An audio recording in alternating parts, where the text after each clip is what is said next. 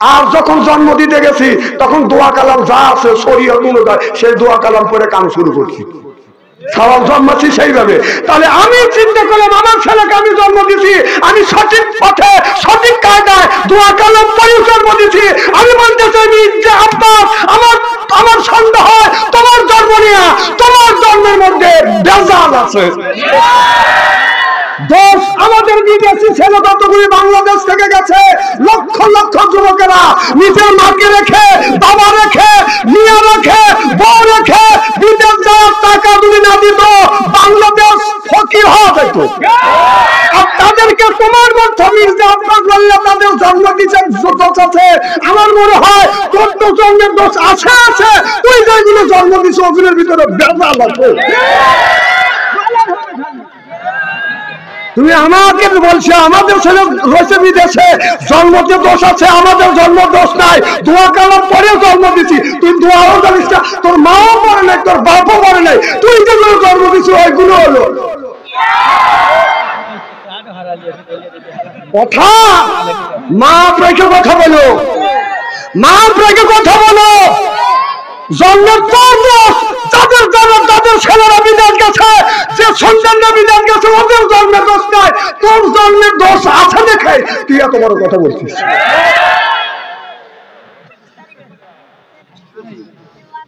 হাসেন না, হাসেন না। এই বিদেশি ছেলেরা দেশে টাকা না পাঠাইলে এত দেশ আগে যেত না। আবার তাদের বিরুদ্ধে কথা বলো, তাদেরটা খাও, দিশা পাও না। আমি হুঁশিয়ার করে দিচ্ছি, আপনি যে হেডল করেন, আপনি মুখ সামাল করে কথা বলেন।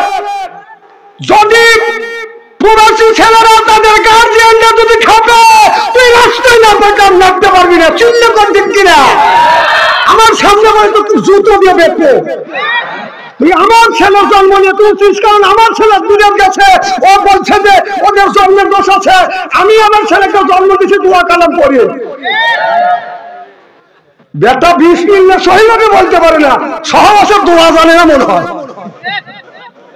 আর বেটা দোয়া কালাম পড়েই শুরু করছিলেন।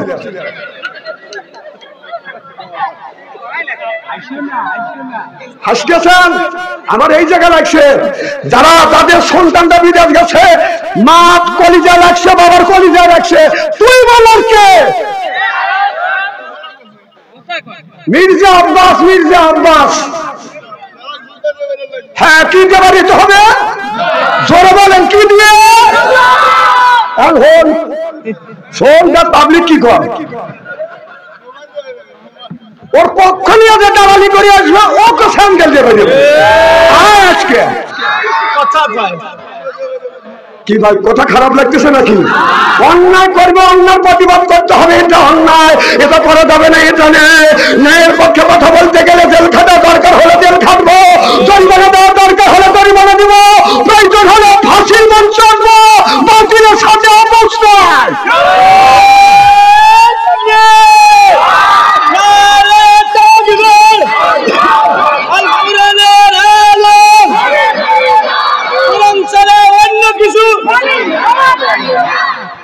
যে সুদ খায় তবে কি করে? জোরকন, জোরকন। যদি উত্তর না দেন বুঝবো আপনাদের মধ্যে বেদিতে আছে। আর সকালবেলা মাওলানা সাহেবকে নিয়ে যদি সুদ করে বাড়িতে যা যদি ডাক দেওয়া হয়, সুদ করবে বাড়িতে আছে, ও খুশি নেবে, কথা কয় না, মানে ভয় পাচ্ছে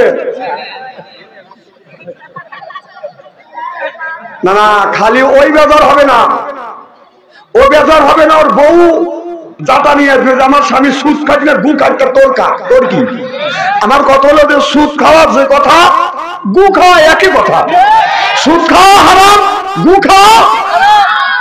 তাহলে আমার কথা হলো যে সুদ যদি হালাল মনে করে খাইতে পারো, সুদের টাকা দিয়ে গরুর গোস্ত আইনে যদি হালাল মনে করে খাইতে পারো, তাহলে একটু গু তুলে ফ্রিজে নিয়ে একটু একটু করে গরুর গোস্ত খাও, একটু ফ্রিজে করে গু নিয়ে খাও।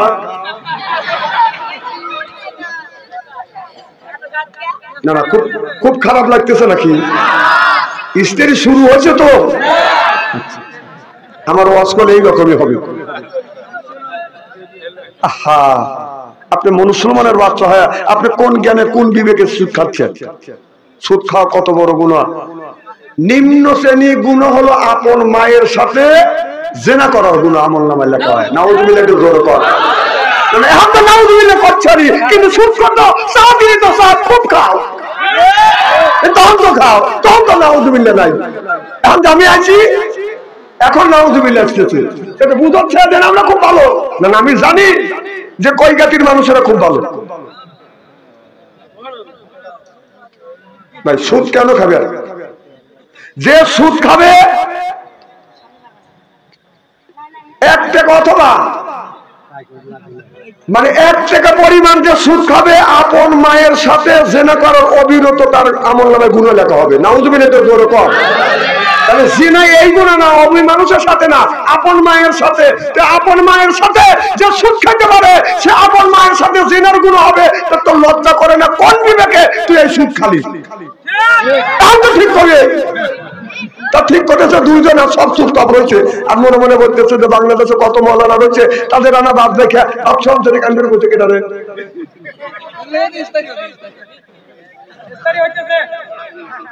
ভাই কোরআন আমার সামনে, আপনাদের পায়ের নিচে হাত থেকে অনুরোধ করে খাসি আজ বাদ দেন, বলেন যে আল্লাহ আমি আর জীবনে খাবো না। তওবা করেন।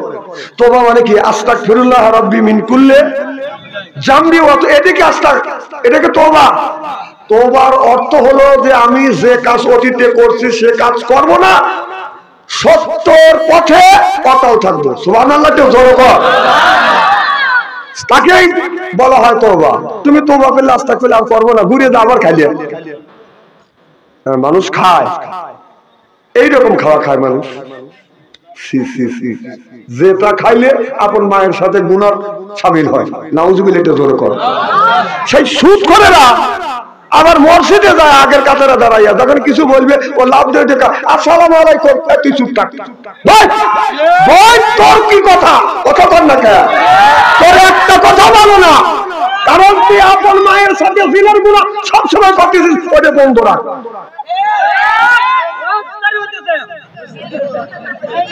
এদিক টাকা, এদিক টাকা, সিয়ারা কি একবারে খারাপ দেখি না।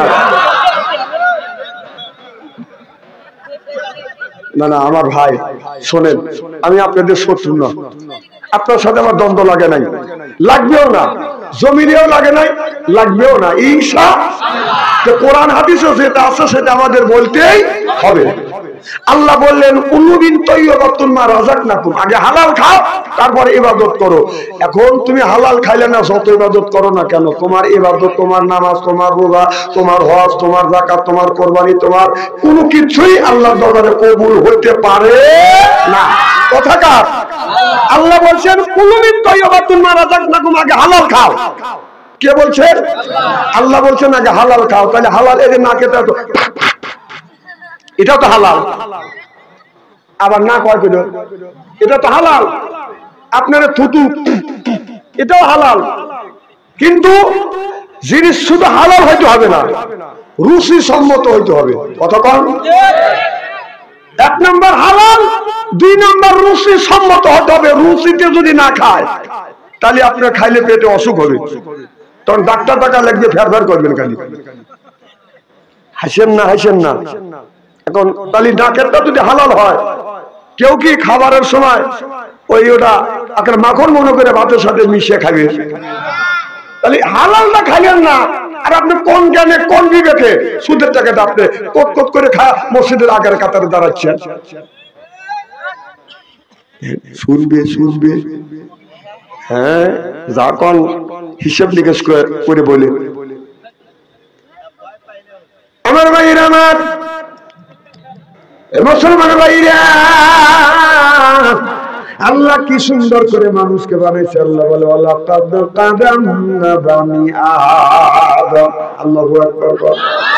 আল্লাহ বলে ও আদমের বেটা বিটিরা তোমরা বলে আমার বান্দা করো না কোন রকমের দান্দা আল্লাহর সাথেই আল্লাহর জন্যই কান্দা কোরআনের সাথেই হলো আমরা বান্দা এই জন্য হয়ে গেছি আমরা আল্লাহর বান্দা সুবহানাল্লাহ। আজকে আমরা যারা কোরআনের মাহফিলের মধ্যে আছে আল্লাহর বান্দি আর জীবনে করব না স্বামীর সাথে পন্দি কোরআন হাদিসের কথা শুনে বাড়ি চলে যাব হইয়া আল্লাহর কাকি বান্দি। আল্লাহ কয় বান্দা কোরআন শরীফ ধর বসে বসে পর এরপরে তুই মর আমি আল্লাহ এতই কি তোমাদের পর কিয়ামতের ময়দানে আমি আল্লাহ বানা দেব তোমাদের হুর পরিয়ে দেব। এই যদি কোরআন শরীফ ধরে বাদান বসে বসে পড়িয়ে এরপরে মুখে যদি বাদান পা রাখতে পারি দাঁড়িয়ে মাথা যদি থাকে বাদান টুপি গায়ে থাকে বাদান জুব্বা এটা হলো মুসলমানের চিহ্ন। যারা কোরআন মানে না হাদিস মানে না ওরা হলো এক নম্বর জঘন্য জঘন্য জঘন্য। আল্লাহ বলে ফাদুকুলি ফি ইবাদি ফাদুকুলি জান্নাতি। আল্লাহ বলে ও দুনিয়ার মানুষেরা জান্নাত তোমরা নেক কাজ করবে তোমরা আর নেকি করবে তুমি আর জান্নাত দিব আমি। কারণ জান্নাত ব্যক্তি যখন জান্নাতে যাবে আদর করে করে আল্লাহ ফেরেশতারা বাদান জান্নাতে নিয়ে যাবে। ও বাদান আমাদের বাড়িতে যখন বাদান আত্মীয় আছে কুটুম আছে আমরা কুটুমের আদর করি ওই রকম করে জান্নাতি মানুষকে জান্নাতের হুরেরা আসিয়া আপনার আদর করতে করতে রিসিভ করতে করতে বাদান জান্নাতে নিয়ে যাবে। সিল্লাকান আল্লাহু আকবার। আমাদের বাড়িতে যদি আসে বাজান মেহমান করি তাকে আদর পাইয়া দেই বাজান সাদর আত্ম মনে করে আমার বড় কদর হাই পাইয়া দেয় বাজান বিদেশি আদর মনে করে হাই রে আমার কদর। এরপরে আমি খানা একটাও তো ডাক না ছাড়া না খাবারের পরে বাজান দেয় দই খায়া তো বাজান হইসই তারপরে দেয় বাজান পেপসি কোকো কোলা খায়া তো মনের মধ্যে বাজান দেয় দোলা তারপরে খায় বাজান একটা পান খায়া তো আসে বাজান মনের মধ্যে গুনগুননে গান তারপরে খাই এক কাবলা হাকিম পুরি জর্দা শরীরটার গামিয়ে যায় বুঝায় আমি বড় মর্দা।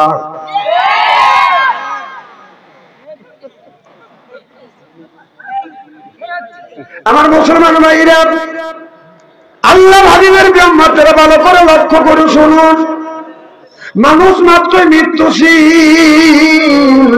কুল্লু নাফসিন যায়িকাতুল মউত মরণের হাত থেকে বাঁচার কেউ বাঁচবে না বাঁচা বাঁচার সম্ভব না।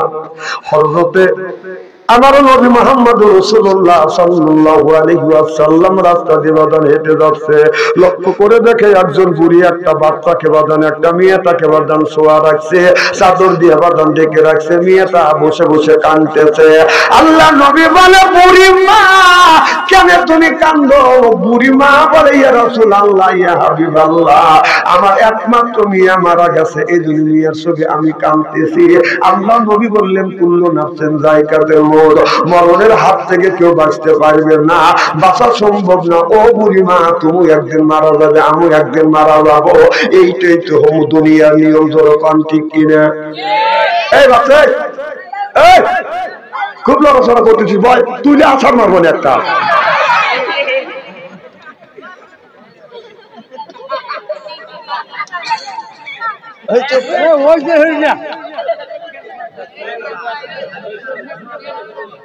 একটা লোক ডিস্টার্ব করবেন না আমি যতক্ষণ আছি এতক্ষণ আসাম তো ইনশাল্লাহ। কি যেন বলতেছিলাম বুড়িমা আল্লাহ নবী বললেন বুড়িমা মানুষ মৃত্যুশীল একদিন তুমি মারা যাবে আমু যাবো তোমার মেয়ে গেছে দেখে বলে ইয়া রাসূলুল্লাহ ইয়া হাবিবাল্লাহ তার মানে কি এইরকম আমি মা বেঁচে আছি আর আল্লাহ আমার মিয়াকে অল্প দিনের হায়াত দিন নিয়ে গেল। আল্লাহ নবী বললেন বুড়ি মা মিয়ার জন্য তুমি এত কাঁদতেছো তোমার মিয়ার বয়স কত? এবার বুড়ি মা বলতেছে ইয়া রাসূলুল্লাহ ইয়া হাবিবাল্লাহ আমার মিয়ার বয়স হলো 400 বছর। জোরকন কয়শো বছর? মাত্র 400 বছর হায়াত দিয়ে আল্লাহ দুনিয়ার থেকে আমার মেয়েটাকে নিয়ে গেল আর আমি বুড়ি মানুষ আমাকে 500 উপরে বয়স দিছে। এখনো আমার মনে আশা আছে আল্লাহ অনেকদিন আমাকে বাঁচা রাখবে কিন্তু আমার বয়স 500 উপরে আমার মেয়ের বয়স হলো 400 বছর। অল্প দিনের হায়াত দিয়ে আল্লাহ কেন আমার মেয়েকে নিয়ে গেল। এবার আল্লাহ নবী বললেন বুড়ি মা এমন একটা জামানা আসবে এই জামানার মধ্যে মানুষেরা বাঁচবে মাত্র 50 বছর আল্লাহ তোমার মেয়েকে 400 বছর হায়াত দিয়েছে, আর আমার শেষ জামানার উম্মতেরা তারা এই জমিনের ভিতরে বেঁচে থাকবে মাত্র 50 বছর। বুড়িমা বলে ইয়া রাসূলুল্লাহ, ইয়া হাবিবাল্লাহ, সামনে 2টা সও আছে না 3টা সও আছে? আল্লাহ নবী বলেন একটা সও নাই, মাত্র 50 বছর দুনিয়ায় বেঁচে থাকবে। এবার বুড়িমা বলে ইয়া রাসূলুল্লাহ, ইয়া হাবিবাল্লাহ, তাদের যদি আল্লাহ 50 বছর হায়াত দেয়, 50 বছর হায়াত নিয়ে কি তারা ঘর সংসার করবে, বাড়ি ঘর করবে, বিয়ে শাদী করবে, ছেলে নিয়ে কি জন্ম দিবে? এবার আল্লাহ নবী বললেন বুড়িমা, শুধু তারা বাড়ি ঘর করবে না, যখন ফাউন্ডেশন দিবে আপনার 30 টাকার ফাউন্ডেশন দিবে। মনে হয় আজরাইলের সাথে যোগাযোগ করে আসছে। কতক্ষণ? এই যে আমরা ঘর বাড়ি দিবি, আমি দিয়েছি 5 টাকার ফাউন্ডেশন। এই নরসড় করো ওখানে, আমি দিয়েছি 5 টাকার ফাউন্ডেশন। আমার ভাইরা আমার কথা প্রত্যেক করেন না, আপনি একটু ভালো বলবে মানুষ। আমি তো এসে গেছি এখন স্টেজে, তারপরে কি আপনার বলা লাগবে? ও আমার সাথে বালবালাই করতে চাও, তাই না? তো তুমি বলতেছ, আমি খুব খুশি হচ্ছি।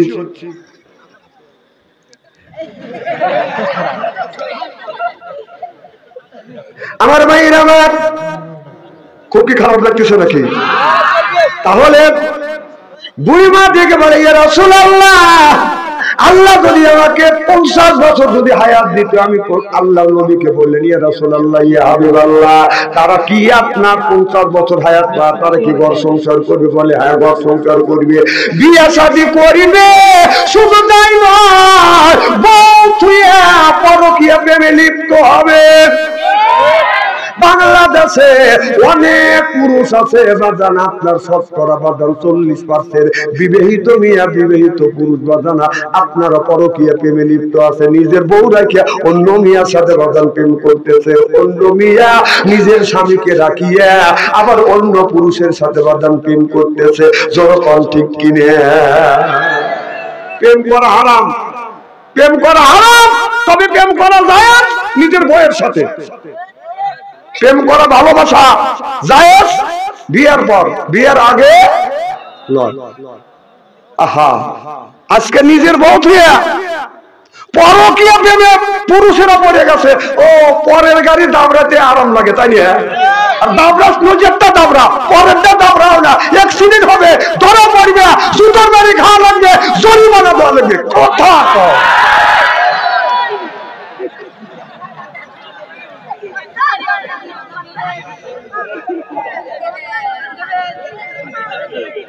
স্ত্রী হচ্ছে তো, তারপরে যদি শরম না হয়, শরম আমি কি দিয়ে দেবো? হাসে উড়ে দিচ্ছেন, বর্তমান অবস্থা তাই। ঘর ভাঙতেছে, ঘর ভাঙতেছে। আমার ভাইরা আমার ভালো করে লক্ষ্য করে শুনুন, আমলে নিয়তে শুনতে হবে। আল্লাহ কোরআন কারীমের মধ্যে বলেছে কদ আনজালনা আলাইকুম লিবাসা। সুবহানাল্লাহ বললেন না? এ কথা কার? আল্লাহ বলে ইয়া বানি আদম কদ আনজালনা আলাইকুম লিবাসা, তোমরা লেবাস পরিধান করবে। সর্বপ্রথম বললেন ইয়া বানি আদম কদ আনজালনা আলাইকুম লিবাসা, তোমরা লেবাস পরিধান করবে, পর্দা করবে। এখন যদি বাই যদি সাত বানাতে যায়, বাইয়ের সাতের হাতা হলো বাদান ফুল। বাবির যখন ব্লাউজ বানাতে যায়, বাবির ব্লাউজের হাতা হলো বাদান হাত। ভাই যখন সাত বানায়, হাতা হলো বাদান ফুল। বাবির যখন ব্লাউজ বানাবে, হাতা হলো হাত। নিয়ম হলো বাবিরটা থাকবে ফুল, বাইয়েরটা থাকবে হাত। কিন্তু এখন উল্টো হয়ে গেছে, আপনার বাইয়েরটা হলো ফুল হাতা, বাবির হলো বাদান হাত হাতা। ভাই যখন আপনার শ্বাস বানাইতে যায়, শ্বাসের চুল কোমর পর্যন্ত বাদান চুলটা নামা দিচ্ছে। আর বাবির যখন ব্লাউজ বানাইতে যায়, ব্লাউজের চুল হলো বাদান আপনার নাভির উপরে, অর্থাৎ পেট দায়ী করে যাচ্ছে। আমার মনে মনে চিন্তা করলাম ভাইয়ের পেটের মধ্যে কি আছে, কারণ ভাই এই জামা দিয়ে নিজের পেটটা বুড়িতে বাদান রাখলো। আর বাবির পেটের মধ্যে কি আছে, বাবির পেটটা আবার নাভির উপরে বাদান তুললো। ও বাদান ভাইয়ের পেটের মধ্যে আছে, বাবির ভাইয়ের পেটের মধ্যে বাদাম নারী বুড়ি রয়েছে, পায়খানা প্রসাব হয়েছে, ওইটা ভাই সার দিয়ে সুন্দর করে ডাকতেছে। আর বাবির পেটের মধ্যে থেকে হাফেজ হবে, মাওলানা হবে, কারি হবে, আল্লাহর ওলি হবে, ওইগুলি রাখছে বাদাম আগলা। দেখে যুবকরা হয়ে গেছে বাদাম পাগলা। বাদাম এই পিছনে রয়েছে বাদাম আপনার ফাঁকা, আস্তে আস্তে টাকা। এরপরে সামনে রাখছে বাদাম খালি। আমি হিসাব করে দেখলাম ওই মেয়েটা অরিজিনাল শয়তানের শালী। এখান থেকে এই পর্যন্ত কাকা। যুবকদের বলে আস্তে আস্তে টাকা। চশমা ঝুলাই চুলে কথা বললে বলে চোখে চোখ রেখে দাও, ওই দিয়ে যে কুত্তর ছাও।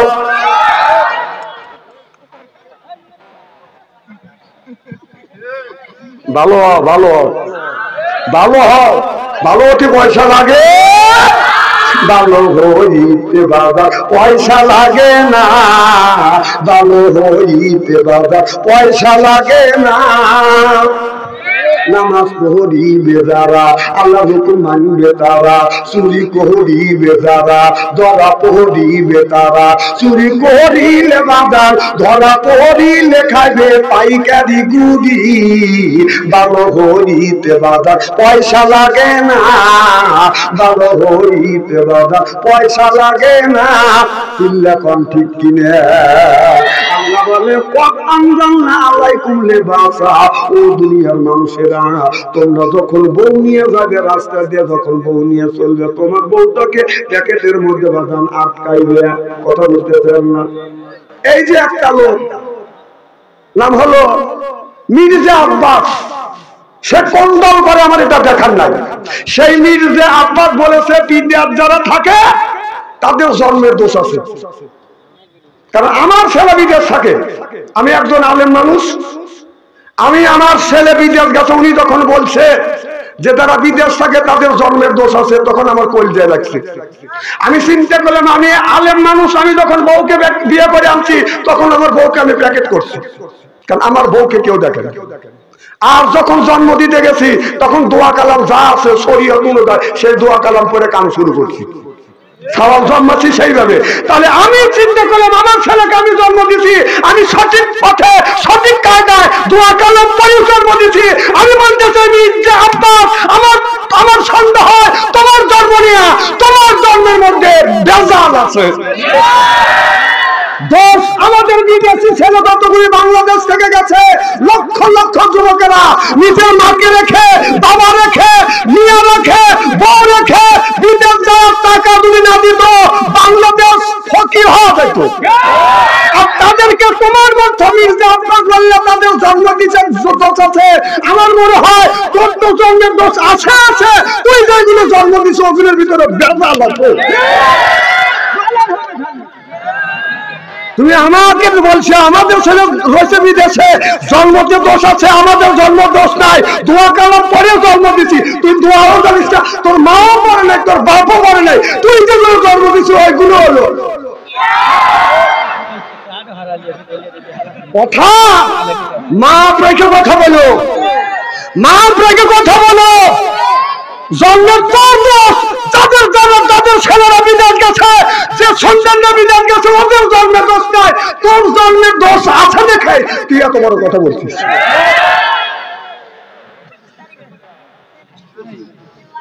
হাসেন না, হাসেন না।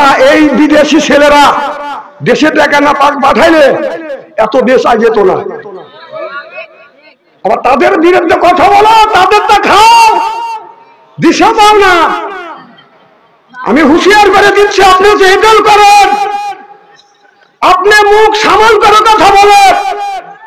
যদি প্রবাসী ছেলেরা তাদের গার্জিয়ানরা যদি খাবে, তুই রাস্তায় না বেকার লাগতে পারবি না। চিন্তা কর দিন কিনা আমার সামনে হয়তো তুই জুতো দিয়ে বেঁচে, তুই আমার ছেলের জন্ম নিয়ে তুলছিস, কারণ আমার ছেলে বিদেশ গেছে, ও বলছে যে ওদের জন্মের দোষ আছে।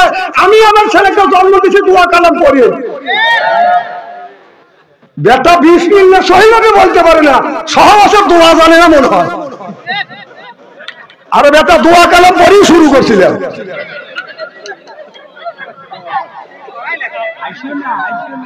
হাসতেছেন, আমার এই জায়গা লাগছে।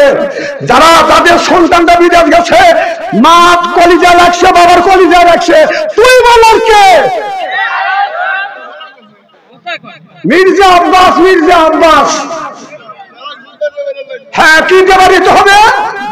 জোরে বলেন, কি দিয়ে? পাবলিক কি কর, ওর পক্ষ নিয়ে যে দালালি করে আসবে ওকে স্যান্ডেল দেবে আজকে। কি ভাই, কথা খারাপ লাগতেছে নাকি? অন্যায় করবে, অন্যায় প্রতিবাদ করতে হবে, এটা অন্যায়, এটা করা যাবে না। এটা ন্যায়ের পক্ষে কথা বলতে গেলে জেল খাটা দরকার হলে জেল খাটবো, জরিমানা দেওয়া দরকার হলে জরিমানা দিব, প্রয়োজন হলে ফাঁসির মঞ্চ আসবো, বাতিলের সাথে অবস্থায়।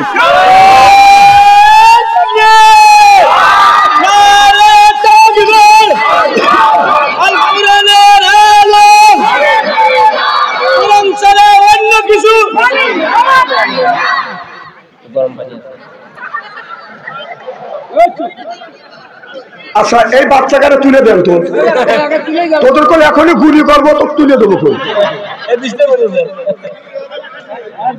আমার কথা বোঝার মতো তো জ্ঞানই হয় নাই, তোর বাবার আছে কিনা তাই সন্দেহ হচ্ছে আমার।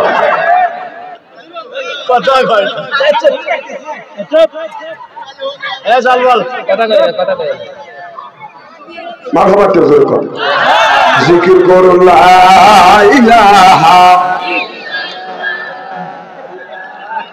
বসে যান।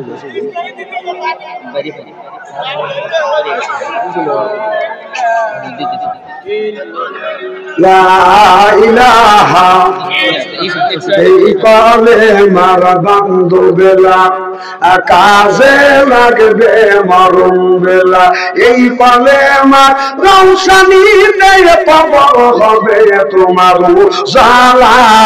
লা ইলাহা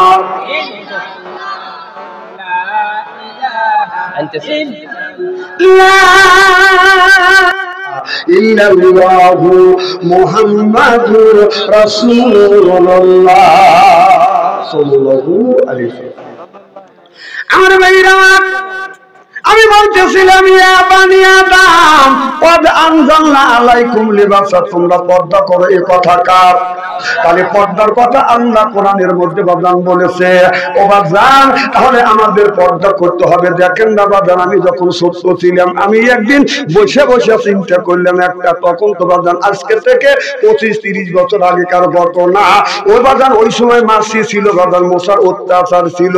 আমি লক্ষ্য করে দেখলাম বাজান তখন তো এইরকম বাজান কয়েলও ছিল না, এইরকম ফ্যানও ছিল না, কি কম ছিল, বিদ্যুৎ ছিল না, শহরে আসছিল, আমাদের সময় পাইনি, এই ইদানিং পাইলে।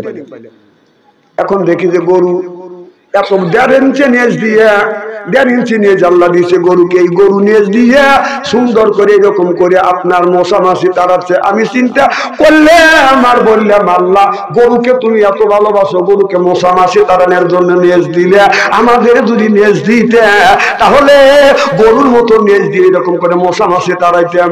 কথা বুঝতেছেন না?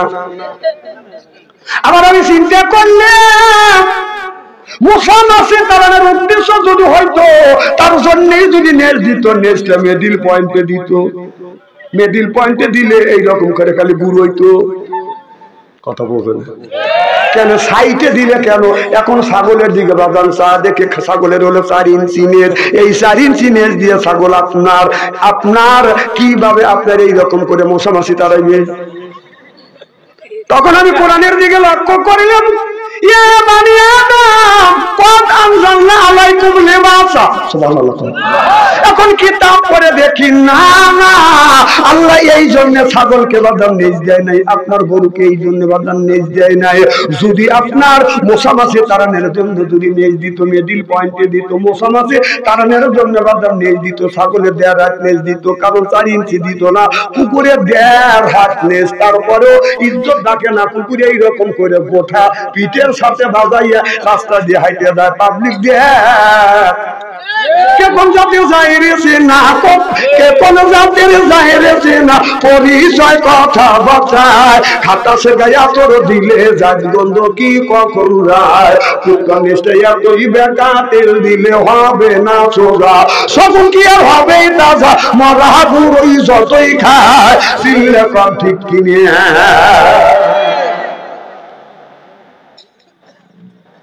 আমার ভাইরা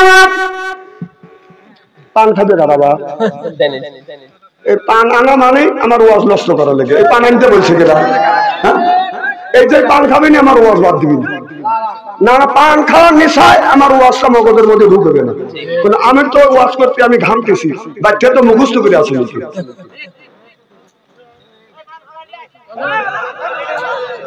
পান হরালিয়ে ওখানে দে আমি বুঝতেছি না মানে ওনার কাছে পান জানে পান হরালিয়ে কি করে বলতেছে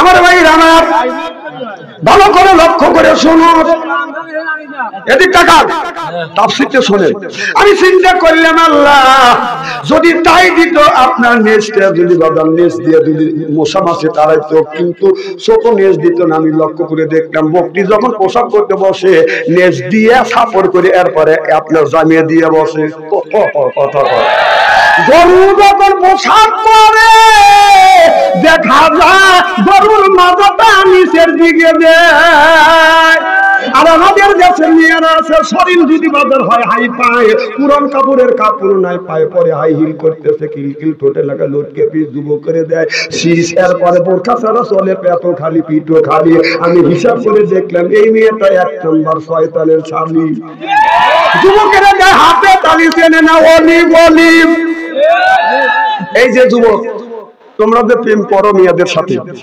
প্রেম করা তো হারাম তারপরে যদি করো মেয়েদের সাথে যে প্রেম করতে চাও এই মেয়েরা আপনার টাকার লোভী তোমার সাথে স্মার্ট ছেলে যখন পাবে টাকা পয়সার ছেলে যখন পাবে তোমাকে থিয়া তোমাকে লাথি দিয়ে থিয়া অন্য ছেলের হাত ধরে চলে যাবে প্রেম করো বুঝে শুনে প্রেম করবে এরা প্রেম করতে করতে প্রেমের সেঞ্চুরি করছে যুবকদের খালি ধোঁকা দিচ্ছে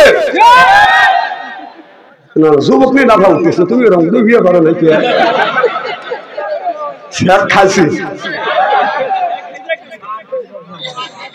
না না শোনেন শোনেন বাবারা তোমরা আমাদের ছেলেদের মতো নাতিদের মতো তোমাদের আগামী ভবিষ্যৎ ভালো আমি তোমাদের পায়ের নিচে হাত থেকে অনুরোধ করে বলবো মেয়েদের পিছনে কেন পড়বা কারণ ওরা তোমাদের শাখা দেওয়ার জন্য বসে আছে ওরা যদি তোমার চাইতে ভালো ইসলাম ছেলে পায় টাকা পয়সা ছেলে পায় তোমাকে ধোঁকা দিবে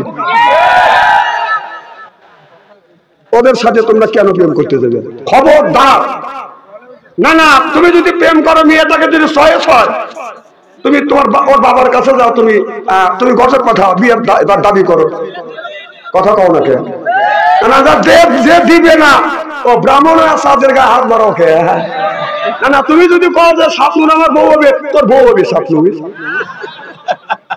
ও আশা বাদ দাও স্বপ্ন তো কোনোদিন আসবে না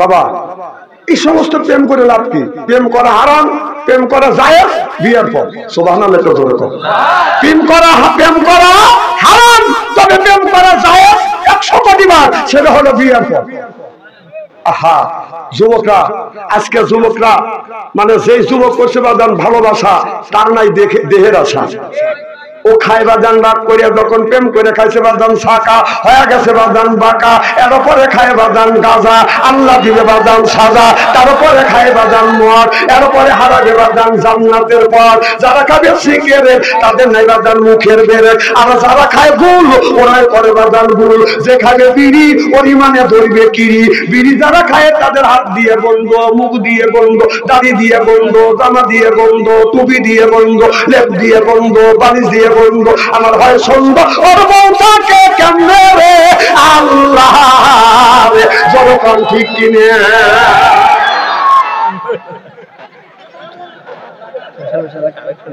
টাটকা বিড়ি খায়া বর মুখের সাথে যখন মুখ লাগা বউ খালি মুখ ঘুরে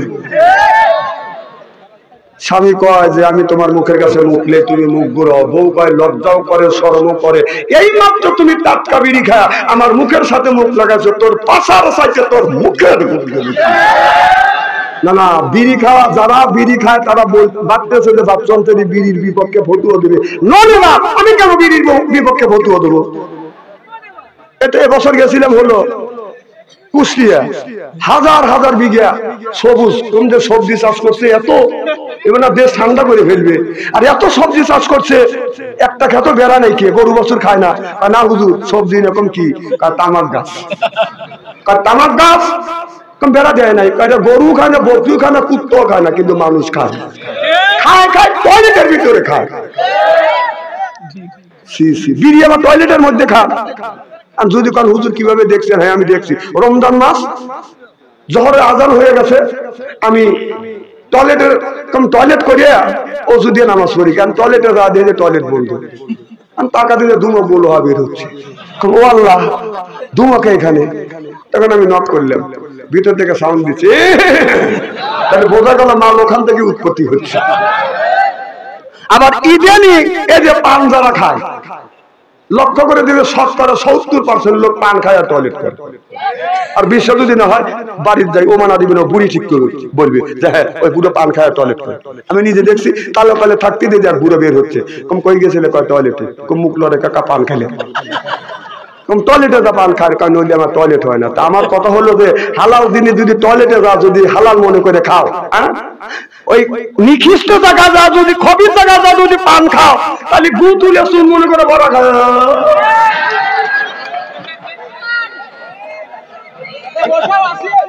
না। না স্টেডি হচ্ছে তো, এগুলো বাদ দেন, বাদ দেন।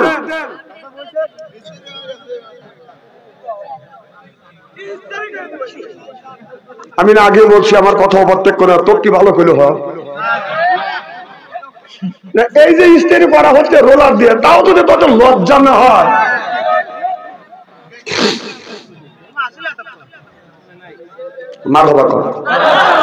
আমার ভাইয়ের আমার, তাহলে আমি চিন্তা করতে লাগলাম, কদম জানা আলাইকুম লিবাসা, এই গরু রাস্তার এই গরু যখন প্রসাব করে বাদান, তারপরে গরু তো বাদান এরকম করে বাদান নিচ দিকে পাচাটা দেয়, আর আমাদের দেশের মানুষের বাদান এতই নিচে নামিয়ে গেছে, এটা বাদান ভাষায় বর্ণনা করা যায় না। মেয়েরা বাদান হালকা কাপড় পরতে পরতে আরো হালকা পরে, আরো হালকা পরতে পরতে বাদান আরো হালকা পরে। যে খায় বাদান বিড়ি, সে বিড়ি খাওয়া বাদ দিয়ে বাদান সিগারেট খাইছে, অর্থাৎ তেতাস অবলম্বন করতেছে। যে খাইছে বাদান ডাবলি, সে খায় এখন বাদান গোল্লিপ, আর যে খাইছে গোল্লিপ সে এখন খায় বাদান আপনার কি জানি কয় জ্ঞান সরে দেখায় খাইছে। যে খাইছে বিড়ি সে খায় সিগারেট, যে সিগারেট খাইছে ডাবলি খাইছে সে এখন গোল্লিপ খায়, যে গোল্লিপ খাইছে ছেড়ে দিয়ে ব্যঞ্জন খায়, যে ব্যঞ্জন খাইছে ছেড়ে দিয়ে গাঁজা খায়, যে গাঁজা খাইছে ছেড়ে দিয়ে বাদান মদ খায়, যে মদ খাইছে ছেড়ে দিয়ে বাদান এখন সে বাদান হিরোইন খায়। জড়কন ঠিক কিনে বাদান মানুষ কালো ধীরে ধীরে বাদান আপনার নেশার দিকে অগ্রসর হচ্ছে, আর মেয়েরা যত শিক্ষিত হচ্ছে ততই বেলা ওদের দুর্বাদন উপরের দিকে উঠতেছে। আপনার পাতলা পড়তে পড়তে আরো পাতলা, আরো হালকা বাদান পড়তেছে, এইরকম করে গায়ে দেয়, ভিতরে যা গায়ে দেয় সব বাদান দূরবীন ছেড়া দেখা যায়। আল্লাহ বলে কদম জানা আলাইকুম লিবাসা, ও নারীরা, ও পুরুষেরা, ও নারীরা, ও আদম সন্তানেরা, তোমরা যখন আল্লাহ তোমাদের পাঠাইছে তোমরা লেবাস পরিধান করে চলবে। আজকে দেখেন বাড়ির মধ্যে রাস্তা দিয়ে যায় তো বাদান এইভাবে, বাড়ির মধ্যে মা আপনার ওড়না পরিয়া বাদা নিয়ম ছিল, কি খারাপ লাগতেছে? এই দেখেন আর একটা কথা শুনুন, লিবাস বাড়ির মধ্যে, সুবহানাল্লাহ, বাড়ির মধ্যে ভাবি আছে, দেওর আছে, এরপরে যা আছে ননদ আছে, কথা কল।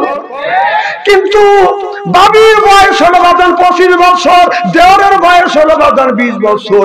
বাবির বাদান ওড়নাটা পিছন দিকে দিয়ে এইরকম করে সামনে রাখা উচিত ছিল, কিন্তু তা না, বাড়ির মধ্যে বাবি বাদান ওড়নাটা পিছনে দেয়। এই মুরা হিমালয় পর্বত দেওর দেখতেছে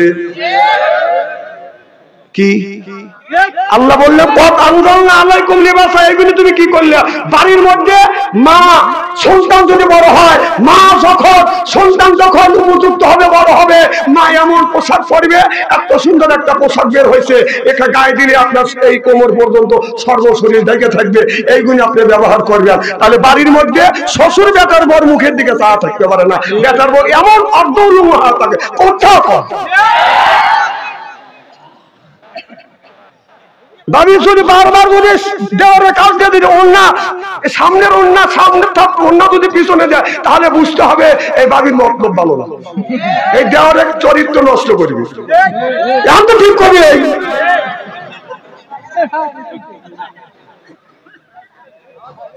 কিসা কাহিনী করার জন্য আসলে কোরআন থেকে সরাসরি ব্যাখ্যা বিশ্লেষণ করিয়া বর্তমান প্রেক্ষাপট মিলিয়ে আপনাদের বাঁচানোর জন্য কথা বলতেছে। ওই ওয়াজের দিন নাইকে গুগুমলে আলোচনা খাওয়া, সেদিন ওয়াজ চলে গেছে। এটা অন্যায়, এটা করা যাবে না, ন্যায়ের পক্ষে কথা বলতে হবে। কথা কার? আল্লাহ। আমার ভালো করে লক্ষ্য করে শুনুন, আমিরুল মুমিনিন খলিফাতুল মুসলিমিন বাদান আপনার অর্ধ পৃথিবীর প্রেসিডেন্ট, আপনার ফজর নামাজ পড়িয়া বাড়িতে বাদান যাইতেন না, ফজর নামাজ পড়িয়া গ্রামের মধ্যে যা জিজ্ঞাসা করতেন, ও গ্রামবাসীরা তোমরা কেমন আছো? গ্রামবাসীরা বলো হুজুর আপনার শাসনে রাতে পরে দরজা না দিয়ে ঘুমাইতে পারি, চিল্লাবেন আল্লাহু আকবার। আমাদের দেশের যদি বাজার এলাকার মিম্বার হয়, মিম্বার গোয়াম ভাঙে ভালো বেলা ৯টায়, মেম্বারকে যা যদি ডাকা যায়, মেম্বার সাহেবকে বাড়িতে আসা না, মেম্বার সাহেবের বউ বলে ডাকাডাকি করেন না, মেম্বার রাত ৩টার সময় এসে শুইছে, তাহলে ও ৩টার থেকে ওজন রাতে কেউ চুরি করবে গেছিল? পৃথিবীর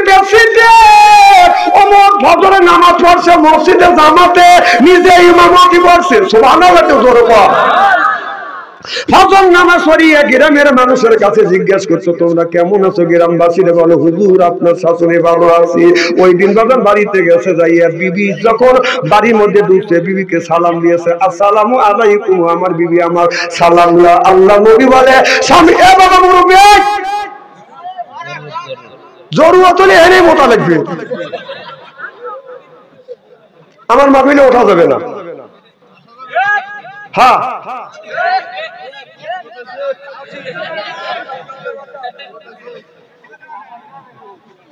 বাড়িতে আমার বিবিকে সালাম। আচ্ছা, এটা বলতেছে হুজুরকে পেশাব করে দেবে না, আমি কি নিষেধ করছি নাকি? আচ্ছা, জীবনে তো অনেকদিন ওয়াজ শুনছেন না? কোনদিন কি দেখছেন যে হুজুর আপনাদের বসা রেখে বলছে যে আমার পোশাকের চাপ দিচ্ছে, বসে থাকেন একটু পেশাব করিয়ে আসি? এটা করছে আগে কাম সারিয়ে আসে। যদি বলে বিপদ আসতেই পারে, কথা কন। যদি বলে যে আমার টয়লেটে চাপ দিচ্ছে, বসে থাকেন, আর একজন বলবে যে পরের বাড়ি খাও, লুঙ্গি খুলে খাও। মানে সুযোগ পালে তো হুজুর কেন কমে ছেড়ে দেয় না? কথা কন। সুযোগ পাইছে, আমাদেরকে বিগত সরকার দেখা দিচ্ছে। আবার আমাদের পাপি আভা, এই পাপি আভা বলছে হুজুররা ইমামতি করবে, নামাজ পড়বে, কারোর কাছে ভোট চাইতে পারবে না। অথচ বাংলাদেশে গণতন্ত্র দেশ, আপনার যাইলেও একটা ভোট চাইতে পারবে, নিকেরি ভোট চাইতে পারবে, রিক্সাওয়ালা ভোট চাইতে পারবে, কুলি মজুরও ভোট চাইতে পারবে, মাঠে ঘাটে কাজ করে সব ভোট চাইতে পারবে, এরপরে আপনার ভ্যান চালাবে সব ভোট চাইতে পারবে, কিন্তু আলেম ওলামা ভোট চাইতে পারবে না। এটা পাপি আভা ফতুয়া। খালি বিয়ে পড়াবো, তাহলে তোমার বিয়ে একবার তো পড়ানো হয়েছে, আমি কার বিয়ে পড়াবো?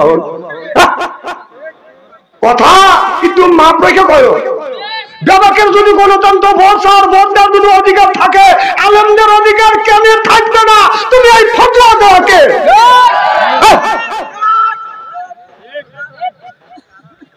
আবার বলে যে মোল্লারা সাদা তোলে।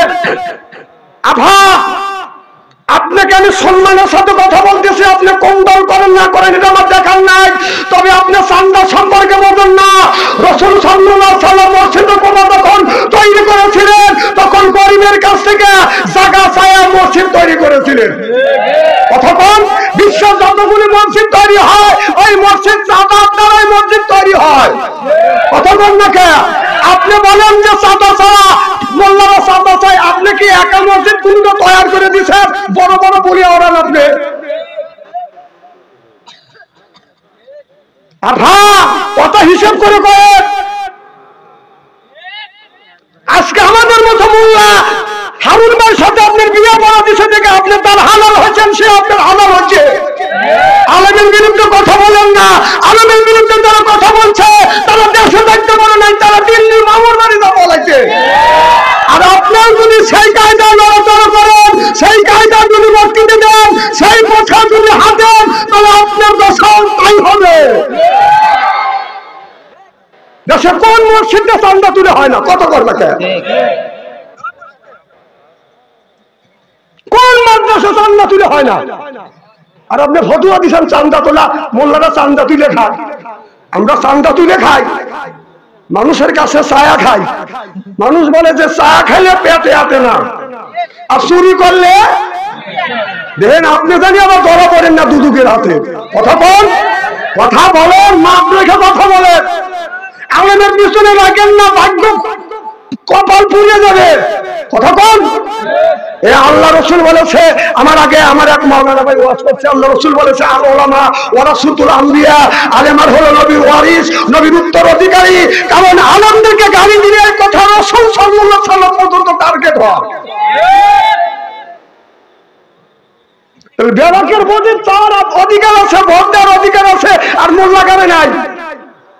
বাহ, খুব ফতুয়া দেওয়া শিখছেন আপনি। ফতুয়া বন্ধ করেন। আপনি ফতুয়া দেওয়ার কে? আপনি ফতুয়া দেওয়ার কে? আপনি রাজনীতি করবেন, রাজনীতি করেন, আপনি একটা বাধা দেই না।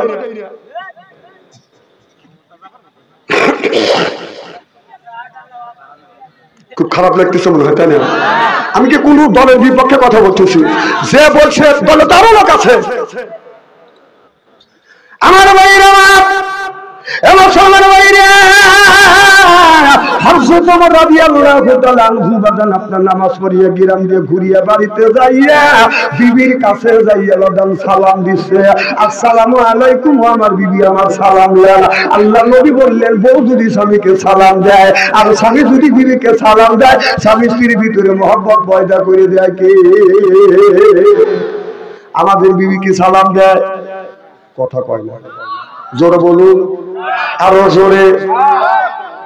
এত মানুষের মধ্যে নানা বলতেছেন, বাড়ির জানি আজকে খবর আছে, সকালবেলা রান্নাই বন্ধ হয়ে যাবে। বৌমাই সালাম দিলাই না, বিবি সালাম দিলাই না। আমরা কি বাড়িতে বাদাম বিবিকে সালাম দেই?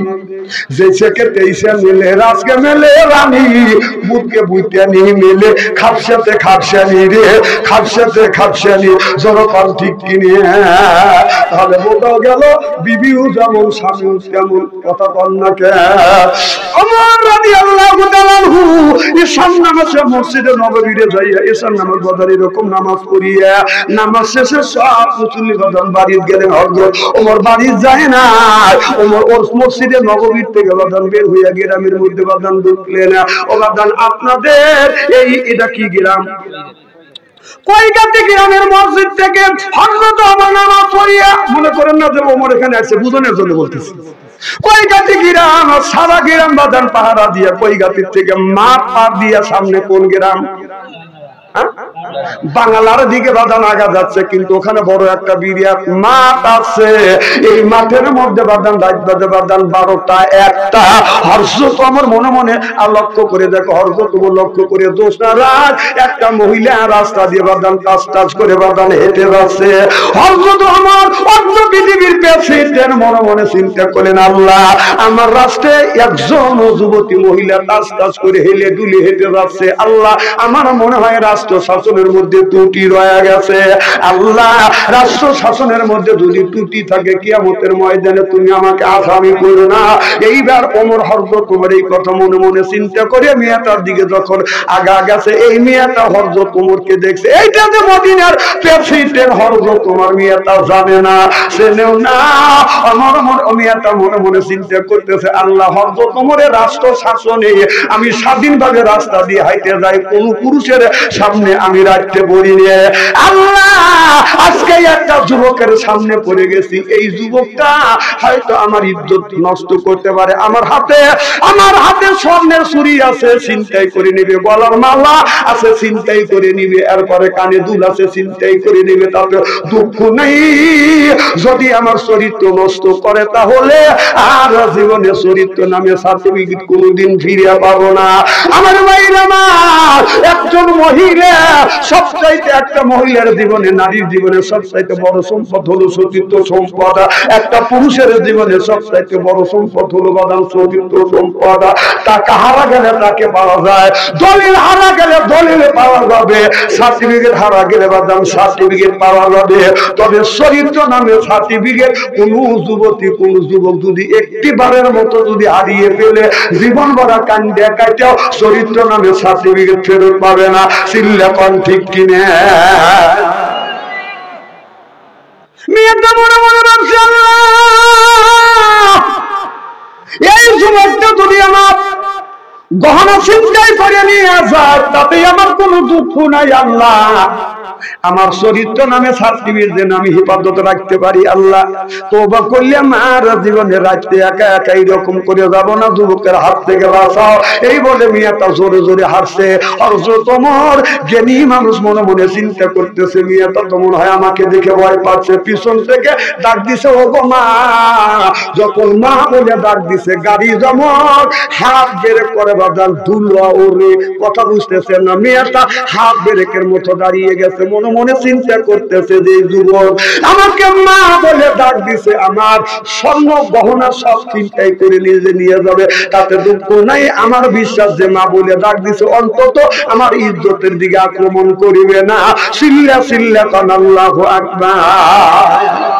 মেয়েটার বিশ্বাস এসে গেছে, আমার চরিত্র নষ্ট হবে না।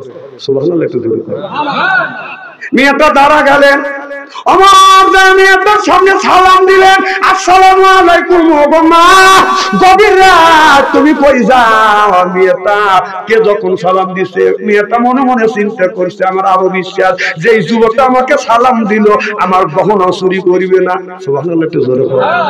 যখন প্রথম মা বলে ডাক দিছে, বিশ্বাস হয়েছে চরিত্র নষ্ট হবে না। যায় যখন সালাম দিছে, তখন বোঝা গেল আমার গহনা আর চিন্তাই হবে না।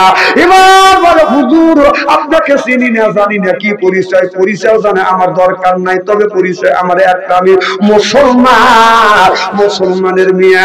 আমি ওমরের রাষ্ট্র শাসনে স্বাধীনভাবে রাস্তা দিয়ে যাতায়াত করি, এই জন্যই একা একা যাচ্ছি, কোন যুবকের সামনে আমি পড়ি না। ওমর বলে, মা বলা যায় না মা, বিপদ তো কাউরে বললে আসে না। মা চলো, তোমার বাড়ি কত দূর? মেয়েটা বলে, হুজুর আমার বাড়িতে 3 কিলোমিটার দূরে। হযরত ওমর বলে, মা চলো, তোমাকে আমি বাড়ি পর্যন্ত আগা দিয়ে আসি। মেয়েটা যখন আগে আগে যাইতে চায়, হযরত ওমর বলে, মা তুমি পিছনে আসো। এবার মেয়েটা বাদান পিছনে গেলেন আর বললেন, মা আমি তো রাস্তা চিনি না, ডানে যাইতে বললে আমি ডানে যাবো, বামে যাইতে বলে বামে যাবো, সোজা যাইতে বলে সোজা যাবো। কারণ হযরত ওমর মনে মনে চিন্তা করছে, ওমি মহিলা যদি সামনে দিয়ে হাঁটে যায়, আমার নজর তার কোমর ও পিছনে বাদান লাগতে পারে, কারণ আমার চোখ তো ধরে রাখা যাবে না, কারণ নজর লাগবে, নজর লাগবে। হয়তো মন এদিক সেদিক হইতেও পারে, এটা আমাদের বুঝানোর জন্য। ওমরের মন এদিক সেদিক যাবে না, কারণ শয়তান তাকে ধোঁকা দিবে কেমনে? ওমর যে রাস্তা দিয়ে হেঁটে গেছে 40 দিন পর্যন্ত, শয়তান জানে। কিন্তু এগুলি একটা দৃষ্টান্ত করে গেছে, মা তুমি পিছনে থাকো, আমি আগে যাই। তাহলে আমরা বউ নিয়ে যখন উল্লপাড়া বাজারে যাব, আমাদের বউ সামনে থাকবে না পিছনে থাকবে? যখন ও বাচ্চাদের ওয়াজ শুনছি, কি চালাক। হ্যাঁ, খবরদার, বউ যখন শ্বশুর বাড়ি নিয়ে যাবে অথবা মার্কেটে যাবেন, আপনার বউ থাকবে সামনে আর আপনার থাকবেন পিছনে। কথাকে মনে থাকবে, কারণ আপনার জিনিস আপনি দেখবেন। কারণ পিছন থেকে আরেকজন আপনার নজর ভেদ করিয়া ও খারাপ সাউন্ড দিতে পারবে। আর পিছনে যদি বউ থাকে, আপনি যদি সামনে থাকেন, পিছন থেকে মশা মাছি থাকতেই পারে।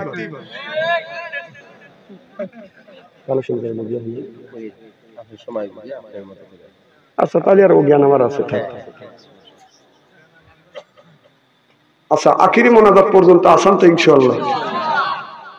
মারহাবা, জোরে আরো জোরে। আমার ভাই আমার, তাহলে আমি আমি আপনাদের বুঝতে সক্ষম হইলাম। বউ নিয়ে যখন মার্কেটে যাব, বউ নিয়ে যখন শ্বশুর বাড়িতে যাব অথবা আত্মস্বজন বাড়ি বাদান বেড়াতে যাব, তাহলে আমার বউ থাকবে বাদান সামনে আর আমরা থাকবো বাদান পিছনে। বউ বাদান সামনে নিয়ে বাদান আপনার রাস্তা দিয়ে চলবেন। আমাদের দেশের উল্টো হয়ে গেছে। যারা বড় বড় অফিসার আছে যখন বাজার করতে যায়, স্বামীর কাছে থাকে ব্যাগ, বউয়ের কাছে থাকে বাদান ক্যাশ। কথা কও। সবজি যখন কিনতে যায়, বেগুন আমার কাছে দেখা কি সুন্দর বেগুন, কুচকুচে বেগুন, কত করে কেজি? ভাই এতিম হয়েছে, ভাবি ভাবি বেগুন কিনতেছে, ক্যাশ কার হাতে? যখন ক্যাশ কার হাতে আর ব্যাগ কার হাতে? ভাইয়ের হাতে। ভাই এতিম আর ভাবি হলো প্রধানমন্ত্রী। কথা কন। ভাবি চয়েস করে সবজি কিনতেছে, বাড়ি কোনো চয়েস নাই। বেগুন কত করিয়া? বেগুন মানুষের কাছে বেচছে 50 টাকা কেজি। ম্যাডাম আপনি যখন আছেন 40 টাকা কেজি। হাসেন না। বউ নিয়ে খবরদার মার্কেটে যায় না, সারা সর্বনাশ। একটা কথা মনে পড়ছে, বলবো কি? রমজান মাসে এই বছরই হয়েছে ঘটনা। আমি কাপড় হাটে বসে রয়েছি, কাপড়ের দাম 150 টাকা, 550 টাকা, 550 টাকা, 100 টাকা, 500।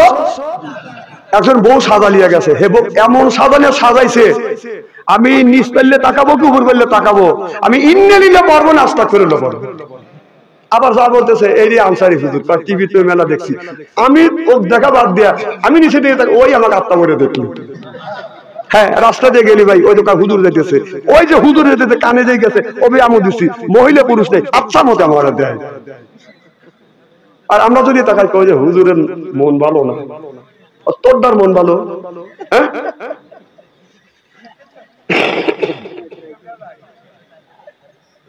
শরমই লাগে।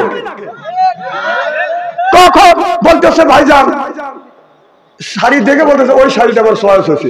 দোকানদার খুব চালাক মানুষ, হারে এই শাড়ি আমার বললে আমি রাখছি।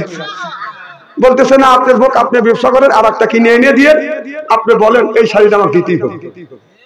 তা বলতেছে শাড়ির দাম কত? বউ শাড়ির দাম শুনতেছে, স্বামী এতিম হয়ে গেছে।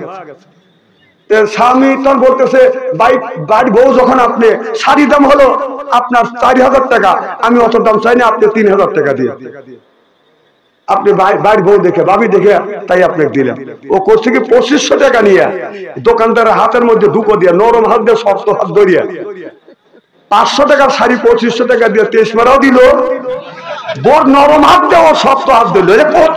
কথা কর। এই বলিয়া মার্কেটে গেলে 550 টাকার শাড়ি 2500 টাকা দিয়ে কেনা লাগবে। কি বলিয়া মার্কেটে যাও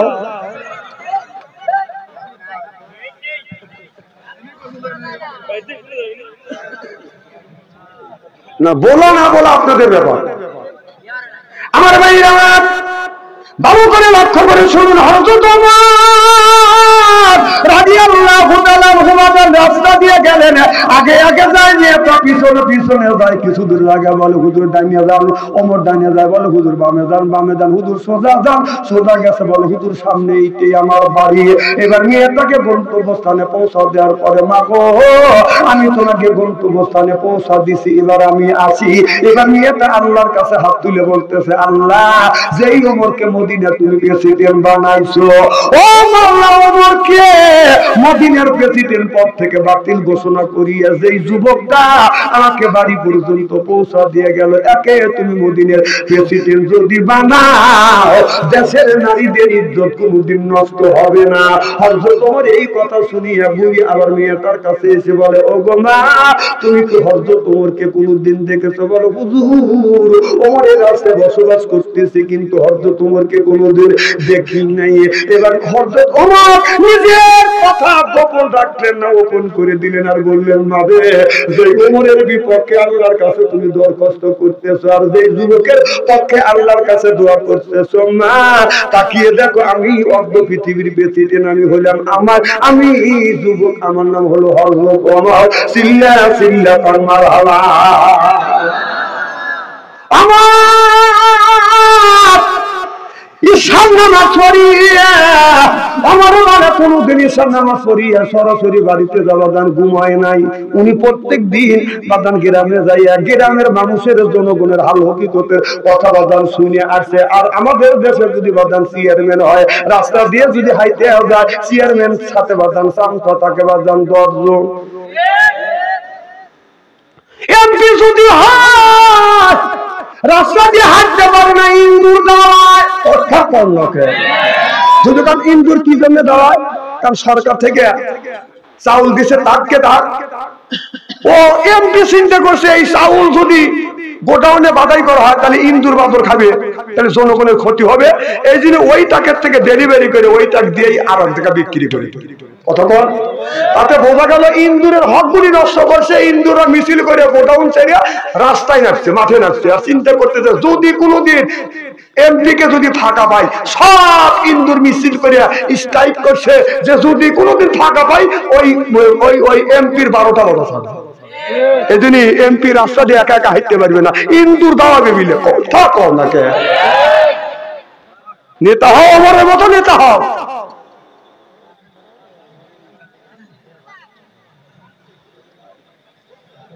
এবার খুব খারাপ লাগতেছে দেখি, চলবে তো?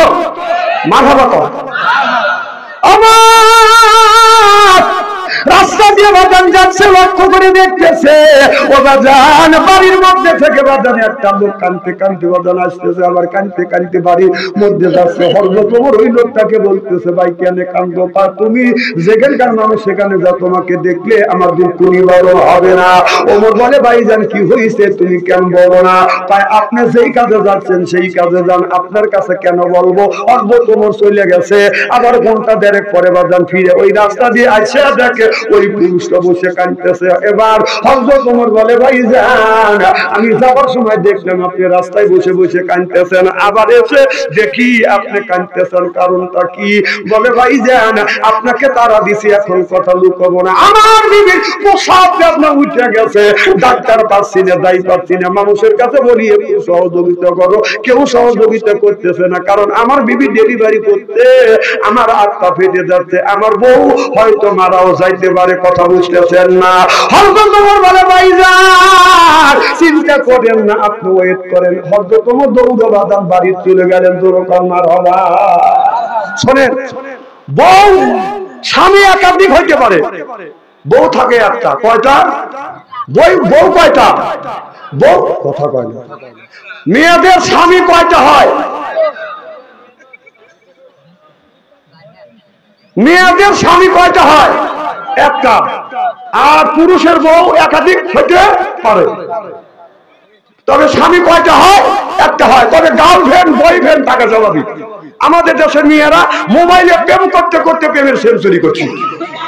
এই একটা মেয়ে 4টা পুরুষের সাথে ভালোবাসা করছে, একটার সাথে মোবাইলে কথা বলতেছে, আর একজন ওয়েটিং এ রয়েছে। ওই যে কাটিয়ে দিয়ে টাকা, হ্যাঁ হ্যালো, কেমন করে একটার সাথে কথা বলবে? এমন বেঈমানের বেঈমান। কথা বল। অতএব শোনেন, যারা প্রেম ভালোবাসা করে, যারা প্রেম ভালোবাসা করে, আপনার ক্ষতি করে সে চলে দেবে। কারণ আপনার পিছনে থাকবে না, কারণ আপনার গার্লফ্রেন্ড বয়ফ্রেন্ড আছে। আমি একদিন রাস্তা দিয়ে যাচ্ছি, খেরবেলার সামনে একটা কুকুর, কুত্তটা মত পুরুষটা বলতেছে ওরকম করে খায়।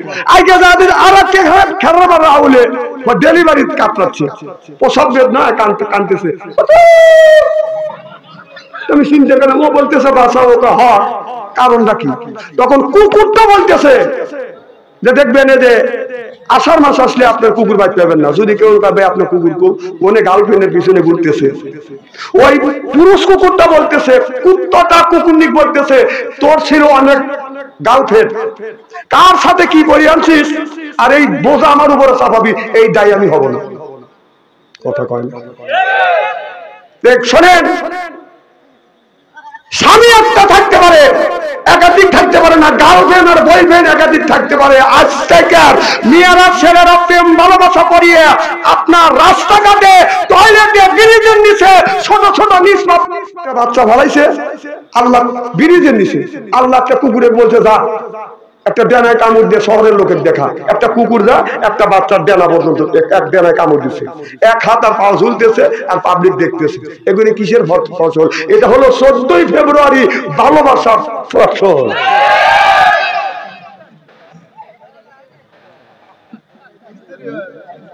আমার ভাইরা করবো না, একটু দেরি করবো না, ওয়াজ না করলে কোন যে বাচ্চা অন্তরে আইসে আমার ওয়াজ শুনে মার বাবার তো জোরে কর। হযরত ওমর বাড়িতে চলে গেছে, বিবির কাছে যা বলে, বিবি রে অমনি দরজা খুলতে বাজান ডাক দিছে, দরজা খুলতে বলে বিবি জান্নাতে যদি যেতে চাও তাড়াতাড়ি তুমি বোরখা পরো। এবার বিবি বোরখা পরলেন, মুজা পরলেন, হাতে মুজা পায়ে মুজা পরিয়ে হযরত ওমর আগে আগে গেলেন, বিবি রে তাড়াতাড়ি আয়, আমার পিছনে পিছনে আয়। দেখো ওই পুরুষটা কাঁদতেছে, বলে ভাইজান আপনি কাঁদেন না। হযরত ওমর তারা বিবিকে বললেন তাড়াতাড়ি তুমি ভিতরে ঢোকো, এই মেয়েটা প্রসাব বেদনা কাটতেছে। এবার হযরত ওমর বাজান ভিতরে যাইয়ে বাজান ডেলিভারি বাজান করাইয়া যখন বাচ্চা দেখে যে উঠছে, হযরত ওমর ওই মানুষটাকে বলতেছে ভাইজান আপনি কাঁদেন না, চিন্তা করেন না, আল্লাহ সন্তান দিছে, এখন ছেলে দিছে না মেয়ে দিছে আমি জানি না। হযরত ওমর ওমরের স্ত্রী ডেলিভারি করাইয়া সন্তানটাকে সুন্দর করে গোসল করাইয়া পবিত্র করিয়া সন্তান মায়ের কোলে তুলে দিয়ে এবার হযরত ওমরের স্ত্রী ওমরকে দেখে বলে ইয়া আমিরুল মুমিনিন খলিফাতুল মুসলিমিন, আল্লাহ ওই লোকটাকে পুত্র সন্তান দিয়েছে, তাকে বাড়ির মধ্যে যাইতে বলো। হযরত ওমর বলে ভাইজান আল্লাহ আপনাকে পুত্র সন্তান দিয়েছে, আপনি যা আপনার সন্তানকে দেখেন। হযরত ওমর তার বিবিকে নিয়ে বাদান সঙ্গে নিয়ে বাদান বাড়িতে যখন রওনা করলেন, ওই লোকটা দৌড়ে যায় নিজের বিবি সুস্থ আছে, ছেলেটা বাদান সুস্থ রয়েছে, ওমরের কাছে যা বলে আপনাকে আপনার পরিচয়টা আমি পাইলাম না, কোন মানুষ আমাকে সহযোগিতা করলো না, সাহায্য করলো না। হযরত ওমর বলে আমি তোমাদের গোলাম, তোমাদের চাকর, আমি অর্ধ পৃথিবীর প্রেসিডেন্ট, আমার নাম হলো হযরত ওমর। এবার খ্রিস্টান ব্যক্তি বলে আমিরুল মুমিনিন খলিফাতুল মুসলিমিন, আজ আমাদের খ্রিস্টানরা আমাকে সহযোগিতা করে নাই, আপনি অর্ধ পৃথিবীর প্রেসিডেন্ট আমাদের সহযোগিতা করলেন, হুজুর আর মুহূর্তে দেরি নয় আমাদের কর্ম করে লা ইলাহা ইল্লাল্লাহু মুহাম্মাদুর রাসূলুল্লাহ সাল্লাল্লাহু আলাইহি ওয়াসাল্লাম। যখন আল্লাহু আকবার, নারায়ে তাকবীর, আল কোরআনের আলো,